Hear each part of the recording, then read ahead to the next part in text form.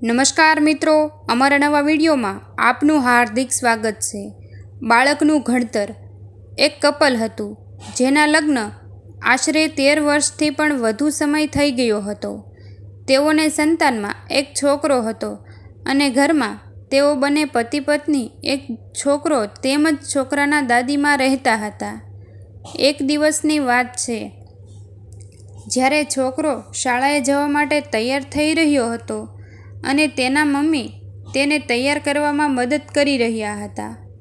એટલામાં જ અંદર ઘરમાંથી છોકરાની દાદીએ અવાજ કરીને કહ્યું કે જરા જોતો બેટા, મારા ચશ્મા નથી મળતા, જરા શોધી આપો ને વહુ બેટા।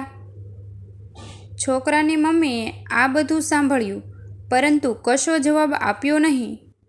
એટલે સાસુએ ફરી પાછી એક વખત બૂમ પાડી અને વહુને બીજી વખત વિનંતી કરી કે જરા ચશ્મા શોધી આપો ને।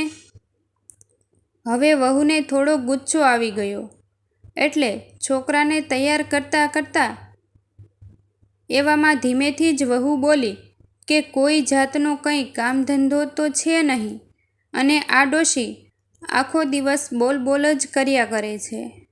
વળી પાછો તેના પતિને ઊંચા અવાજે કહ્યું કે હું જરા પણ નવરી નથી, છોકરાને મોજા પહેરાવું છું। તમે તમારી બાના ચશ્મા શોધી અને તમારી બાને આપી દો।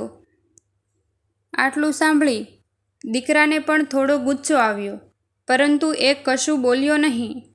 એટલે એ બહાર આવી ગયો। રૂમમાંથી બહાર આવીને જોયું તો બાજુમાં ટેબલ ઉપર ચશ્મા પડ્યા હતા। તરત જ દીકરાએ તેની મમ્મીને કહ્યું, તમારા ચશ્મા અહીં જ પડ્યા છે, તમને કાંઈ યાદ જ રહેતું નથી। બીજું બધું તો ઠીક છે, હવે તમારી વસ્તુઓ તમે સાચવીને રાખી શકો કે નહીં? અમે કાંઈ થોડી જ્યારે હોય ત્યારે નવરા છીએ કે તમારી બધી વસ્તુઓને શોધતા ફરીએ। પેલો નાનો છોકરો એના મમ્મી પપ્પાની બધી જ વાતો ત્યાં દૂર બેઠા બેઠા સાંભળી રહ્યો હતો। તેવામાં છોકરો તૈયાર થઈ ગયો એટલે એની મમ્મીએ તેને કહ્યું કે સાંભળ બેટા, તારી ક્લાસમાં ધ્યાન રાખજે અને તને પાણીની બોટલ ભરી દીધી છે, એ બોટલમાંથી જ પાણી પીજે અને હા, બીજાની બોટલમાંથી પાણી પીતો નહીં અને તારી ડાયરીમાં હોમવર્ક બરાબર લખી લેજે। તેમજ તારા કંપાસમાંથી કોઈ વસ્તુ ખોવાઈ ન જાય કે ભૂલાઈ ન જાય તેનું ખાસ ધ્યાન રાખજે। આટલું બધું સાંભળ્યું એટલે છોકરાએ તેની મમ્મી સામે જોઈને કહ્યું, મમ્મી, આજકાલ તો બહુ બોલ બોલ કરી રહી છે, હવે પછીથી આ બોલ બોલ કરવાનું મને પસંદ નથી, માટે બંધ કરી દેજે। નાનકડા છોકરાની આવી વાત સાંભળી તો તેની મમ્મી તો જાણે અંદરથી આશ્ચર્યચકિત થઈ ગઈ।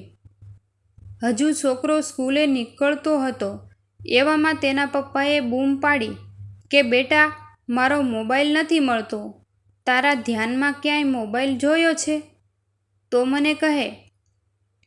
છોકરાએ તરત જ તેના પિતાને જવાબ આપતા કહ્યું કે આટલા મોટા થઈ ગયા પરંતુ હજુ પણ તમને તમારી વસ્તુ સાચવીને રાખતા જરા પણ આવડતી નથી અને પછી તમારી વસ્તુ શોધવા માટે આખું ઘર માથે લો છો।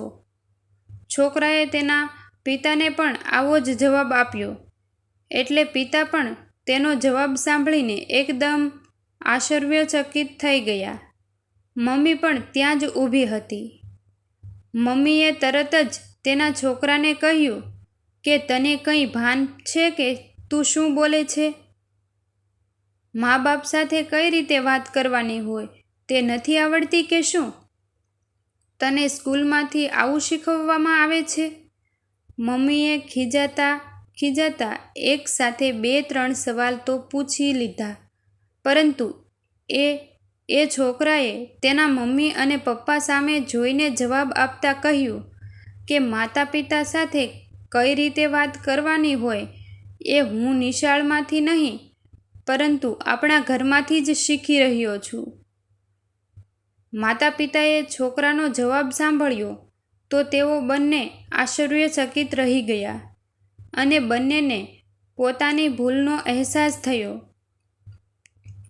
આપણે જે રીતે આપણા માતા પિતાને માન સન્માન આપીએ છીએ એ આપણા બાળકો આપણી પાસેથી જ શીખે છે, જેથી કરીને ભવિષ્યમાં આપણા બાળકો પણ એ જ રીતે આપણને ટ્રીટ કરી શકે.